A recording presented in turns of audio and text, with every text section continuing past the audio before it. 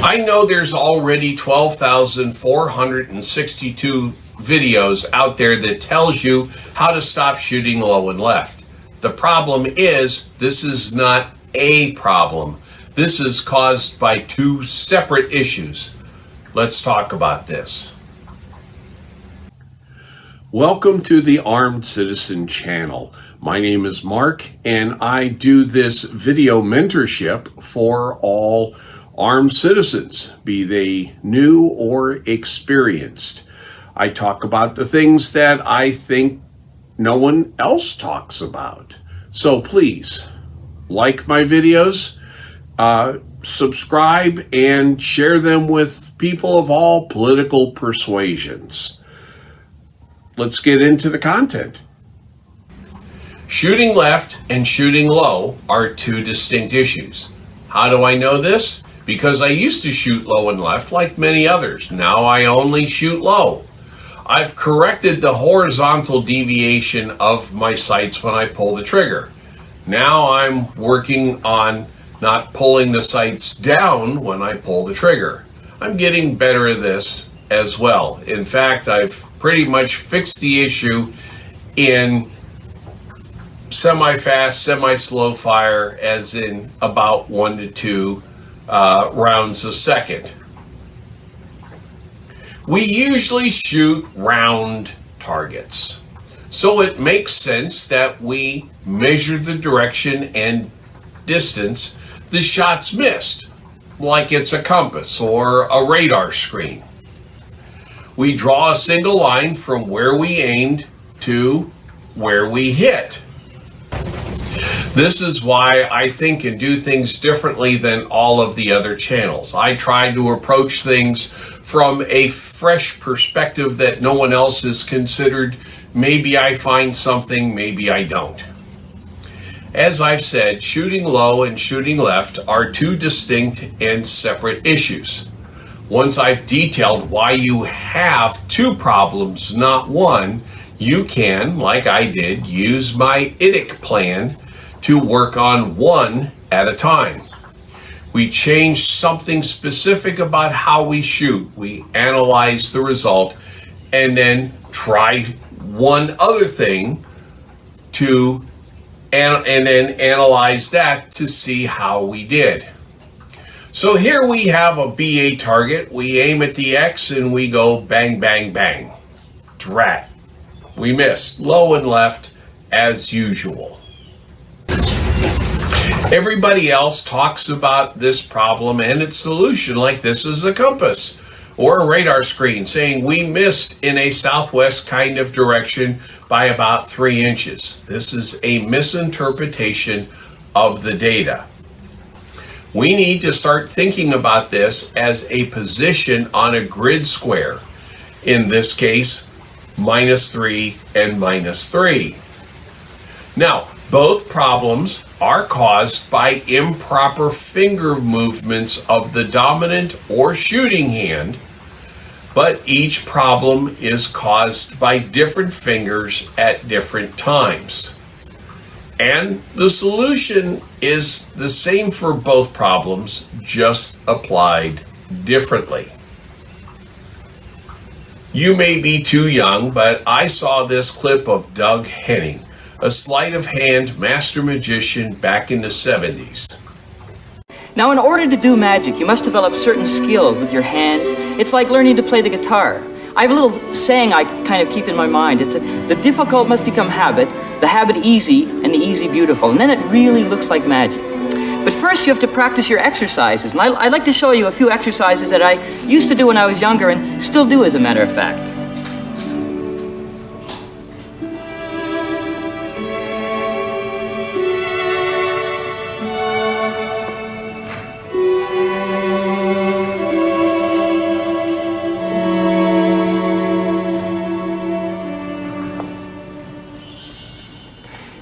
Notice how well he controlled his fingers and can almost run them independently. Doug practiced this because he had to have that ability to hold and conceal his props during his magic. His philosophy of make it look easy is a wonderful outlook to hold on to. As a scuba instructor, I had to make every skill I taught not look easy, but effortless. Now, I don't know if finger manipulation like this can be learned or trained, or if it's a genetic thing like wiggling your ears. But we're looking at my left hand because I broke my right wrist some years ago, and I cannot fully translate or rotate my right wrist into this position. So let's start with standardizing our terms here. We have our index finger, our middle finger, our ring finger, and our little finger. And last but not least, we have the thumb. For joints, we have, starting from the tip, the distal interphalangeal joint. We have the proximal interphalangeal joint and the metacarpal. You and I call this the knuckle. I'm going to use just the terms distal and proximal and knuckle to keep it short. And also phalangeal sounds like the Italian guy you see at the corner bodega all the time. So that's your anatomy lesson for the day. You're welcome. Now, we can all curl our index finger by itself. That's no problem. That's why the trigger is designed to be pulled by the index finger. I can fully bend the distal and proximal joints without involving the knuckle. We can bend the index finger so it points 180 degrees like this. However, some people, as you've just seen me do, have to sympathetically curl their middle, ring, and pinky fingers, or little fingers as well. When I try to bend my middle finger all the way, it doesn't work as well, at least for me. I over-rotate the proximal and hardly bend the distal joint. Same thing with the ring finger. And the pinky is just a total disaster for me, as I must sympathetically curl the ring finger with the little finger. And like you saw, Doug could do each finger independently. Okay, enough of the hand action for the moment. The first skill we must all master is the ability to pull our index finger so it doesn't significantly deviate the sights to the left or right. We must pull it straight back without involving the knuckle, because when the knuckle gets involved, that exerts a sideways force on our finger, which transfers that motion to the weapon, causing the sights, and by extension where the holes show up, to the left. It's a kind of a monkey grip, which I will detail in a minute. By not involving the knuckle, we eliminate most of the force in our x-axis force on the weapon.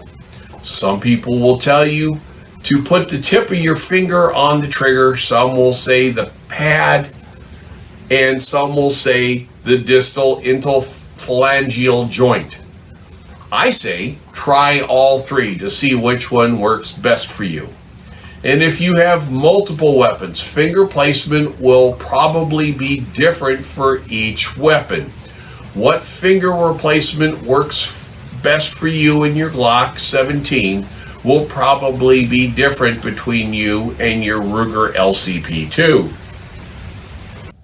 I really hate interrupting myself mid-tirade, but I just wanted to put in a real quick reminder to please like this video, subscribe to this channel, and share it with all of your friends. That's how I grow this channel and get to more people. So, all right, back to myself. To help prevent the knuckle getting involved, I found something that might help. It's a spacer ring I found at the Glock store. that you put on your index finger just above the knuckle, and it prevents you from moving your finger at the knuckle because it butts up against the gun. I'm not buying her 2 or 3 of these at $17.95 each to see what fits. Maybe next time I go to Nashville and visit the Glock store. My advice to you is try everything and see what works for you. IDIC and all that. Take aim at a target. Make sure your sights are properly aligned. Then transfer all of your mental energy into paying attention to your hand. How it feels when the trigger is contacting your finger. How you can feel moving on it. Once you recognize what you're doing wrong, the solution becomes clear. And the best way to work most of it out before you fire a single round is this: a 1/4 inch dowel cut about 6 inches long. We crook our finger like it's on the trigger, and then we lay our dowel on our hand so it's resting but not balancing on the web. And if you watch, if I pull this correctly, it goes back without deviation. It doesn't move to one side or the other. Now I'll do a bad trigger pull. See how the dowel deviates. Practice this while you're at work, on a conference call, or at your desk. You can use a pen as well. Here I have just a regular old stick pin, and it's not going to balance, but there we go. The second hole mover that you do is to incorrectly grip your weapon. Most people use a monkey grip method, or you apply 360 degrees of pressure around the hand grip. This also shifts the weapon, and according to exactly how you do this, you can actually overcorrect and cause your hits to go right. I don't recommend doing this to try and counteract your knuckle. I have never seen anyone visually represent how to grip your weapon. They tell you, but some people are visual learners. This is for you.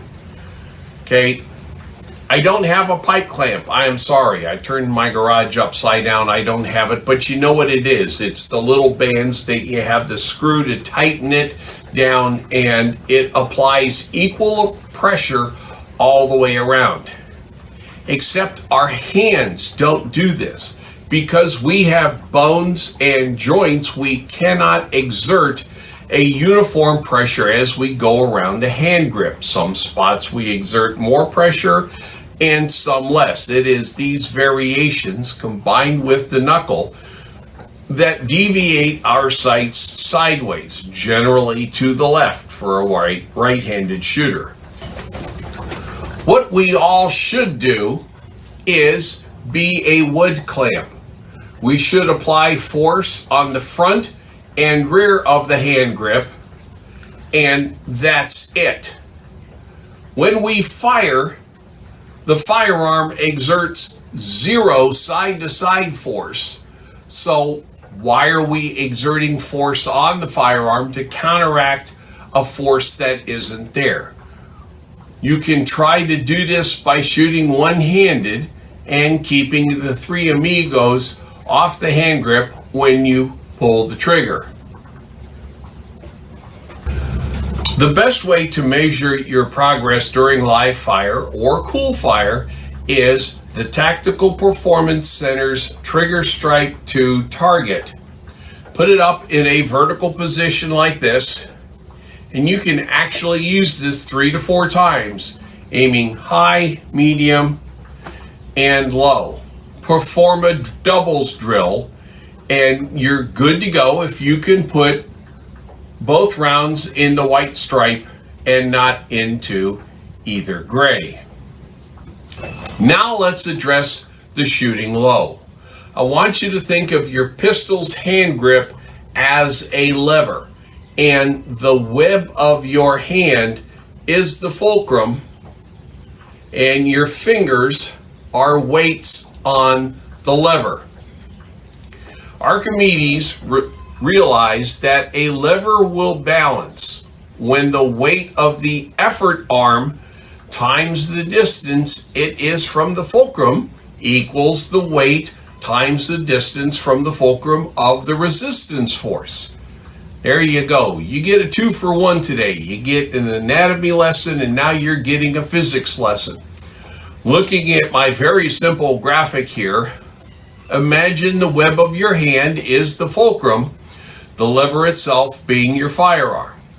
I'm not including the recoil of the firearm as a force on this lever, because we are trying to keep the firearm balanced on target until the bullet exits the barrel.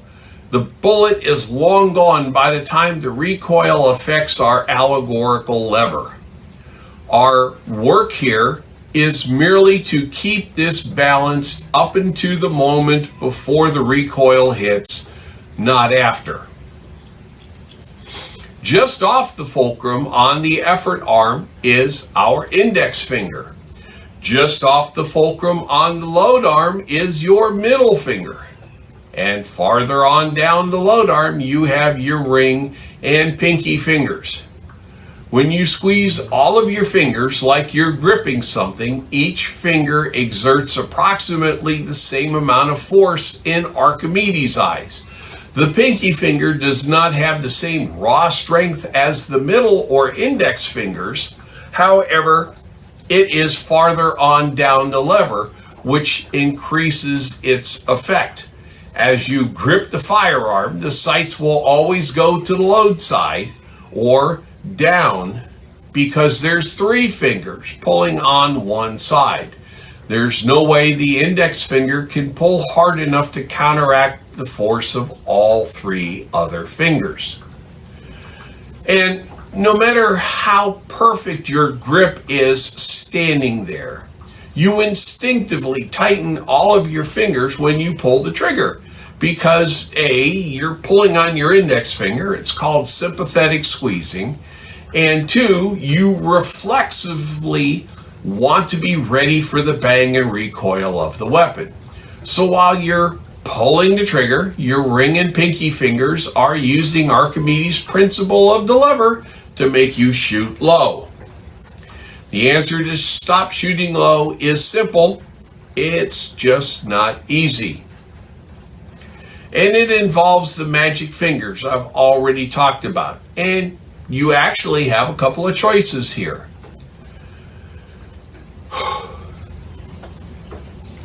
One way to solve this issue is by relaxing your ring and pinky fingers so they exert 0 force on the weapon by using the sleight of hand magician's finger control trick.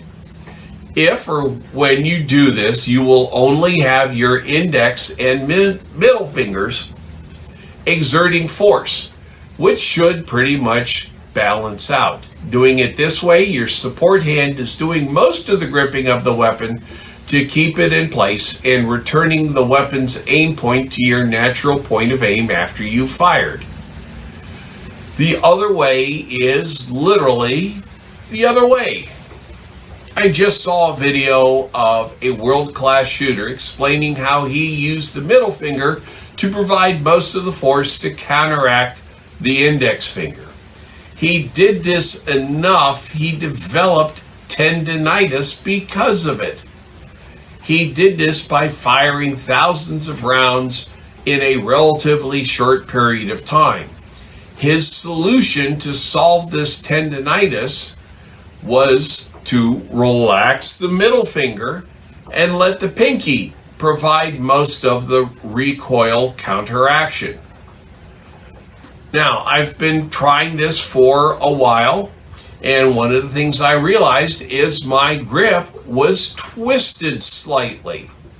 When I rotated my grip very slightly, and I mean from like this to like this, things just kind of clicked into place. It still feels different because I haven't gotten used to it yet, but if I do it, most of my low shots now appear where they should.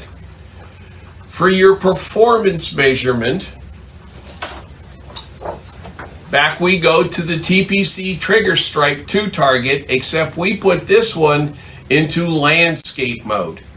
Again, you can get 3 to 4 groups per sheet. If you can get both shots in the white, you're doing it right. When you can integrate both these skills simultaneously, you should be on target every time. I hate to tell you this, your firearm is more accurate than you can be. It would not have left the factory if it couldn't keyhole the bullseye at any reasonable distance.